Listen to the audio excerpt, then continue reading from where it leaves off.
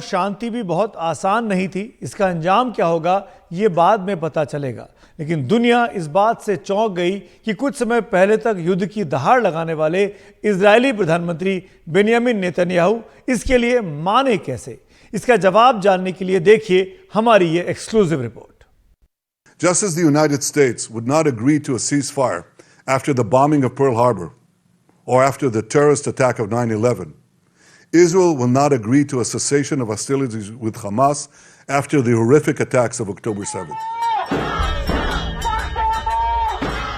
ये आक्रोश अपने 1400 लोगों की मौत और 200 से ज्यादा लोगों के बंधक बनाए जाने से उपजी पीड़ा, शोक, क्रोध और संताप की उपज थी। 7 अक्टूबर की घटना के बाद इजराइल दुनिया को ये दिखाना चाहता था कि उसकी ताकत फिलिस्तीन और हमास को मटिया मेट कर देने के लिए काफी है। फिर 30 अक्टूबर को युद्ध की लंबी चौड़ी बातें 20 दिन के अंदर कमजोर कैसे पड़ गईं? नेतन्याहू के पहले उबलने और नरम पड़ने के कारणों की पड़ताल करने पर कई चीजें सामने आती हैं। पहले तो नेतन्याहू पर सबसे ज्यादा अपने बंधकों को छुड़ाने का दबाव है। पहले तो नेतन्याहू ने जरूर कह दिया था कि वो किसी कीमत पर सुलह समझौते को तैयार नहीं होंगे, लेकिन बंधकों के परिजनों का दबाव बढ़ने लगा था। हमास ने इजराइल के जिन लोगों को बंधक बनाया था उनके परिजनों से 16 अक्टूबर को नेतन्याहू की पहली बार मुलाकात हुई थी। उस मुलाकात में परिजनों ने साफ कर दिया था कि हमास से युद्ध से उनका लेना देना नहीं है, बल्कि वो बस इतना चाहते हैं कि उनके बंधक परिजन सही सलामत घर आ जाएं। हालांकि अब तक नेतन्याहू इसके लिए तैयार नहीं थे। फिर 3 नवंबर को तेल अवीव में बंधकों के परिजनों ने प्रदर्शन किया और नेतन्याहू सरकार पर लापरवाही का आरोप लगाया।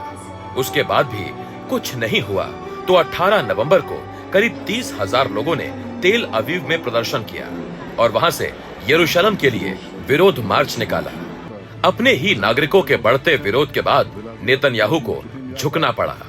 इजराइल अब इस बात को इसलिए मान रहा है कि अब इजराइल के पास और कोई चारा बचा नहीं है। नेतन्याहू की खुद की साख बहुत गिर गई है।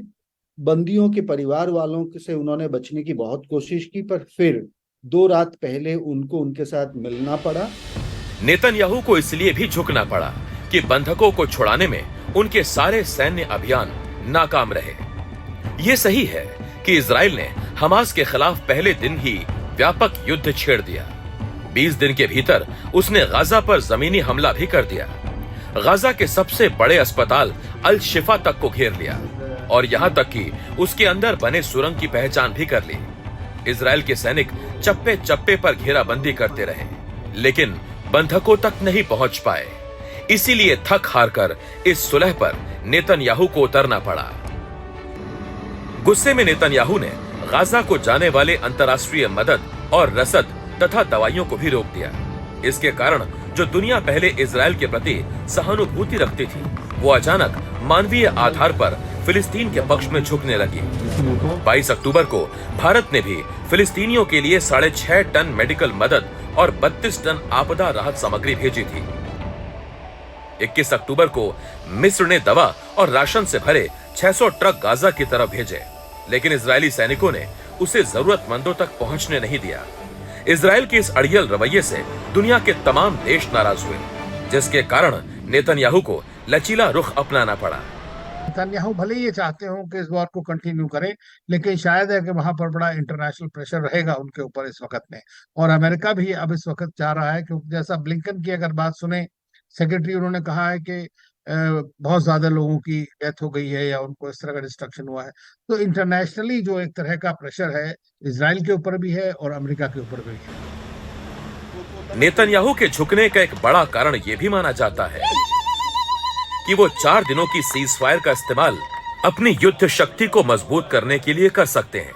ये सोच उसी पुरानी कहावत को सही साबित करती है कि युद्ध और प्यार में सब कुछ जायज है, लेकिन वास्तव में ऐसा होता नहीं। युद्ध से विनाश होता है, प्यार से शांति आती है।